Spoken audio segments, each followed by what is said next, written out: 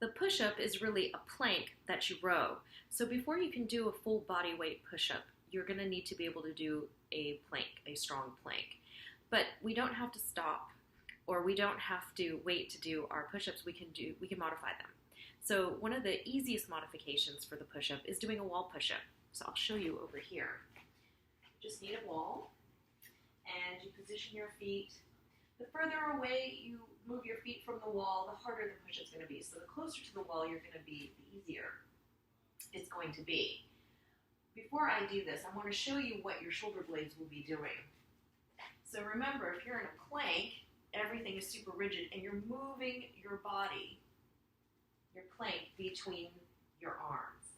And what your shoulder blades will be doing is they'll be moving away when you're in the full pressed out position, and then as you lower your body, your shoulder blades come together. So you want to make sure that your shoulders aren't up to your ears. You want to create some good space between your shoulders and your ears. So again, they're moving together when you're lowering your body and moving away. So on the wall, it looks like this. I like to get up on the balls of my feet. It just feels better. It's more comfortable. So hands are shoulder width apart. And also, if this bothers your wrists, you can make little fists and then position the flat part of your fist between your knuckles on the wall like this. This is another way to do it. So you're in that plank, so everything's super tight, super rigid. And you're bringing your body through. My shoulder blades are coming together, and now they're moving apart. Coming together and moving apart. Now I'm going to show you what that looks like when you want to get lower, when this stops being more challenging. When you're ready for more of a challenge, you can move it to a lower elevated platform. So I have a chair here, but a countertop would work really well for this as well. My chair is floating around in space, so if you're going to use a chair, push it up against a wall so it doesn't move around.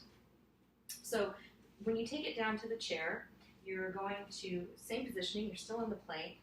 You're going to get up on the balls of your feet, and again, moving in closer makes it easier, moving away makes it harder.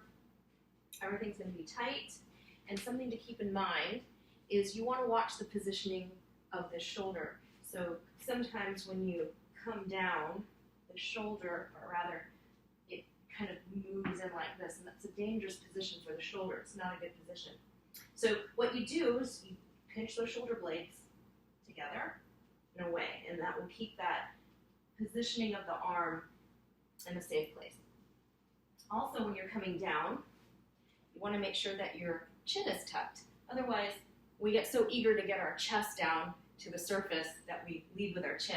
So we kind of look something like that, which we don't want. So if we take it here, keep the chin tucked, shoulder blades together, and away. And the other thing is arm position. So you don't want the elbows flying out like this. You want them at about a 45-degree angle or closer. So not here, here. When you're ready to move even lower, you can take a bench or a step, and eventually you'll end up on the ground. So when you have that plank locked in and you're able to get that motion, you can take it down to the ground. So again, it'll be a plank, 45 degrees on the elbow, so you don't want them flying out like that. And you're going to pinch those shoulder blades together. Come up. Together and away. And that's the push-up.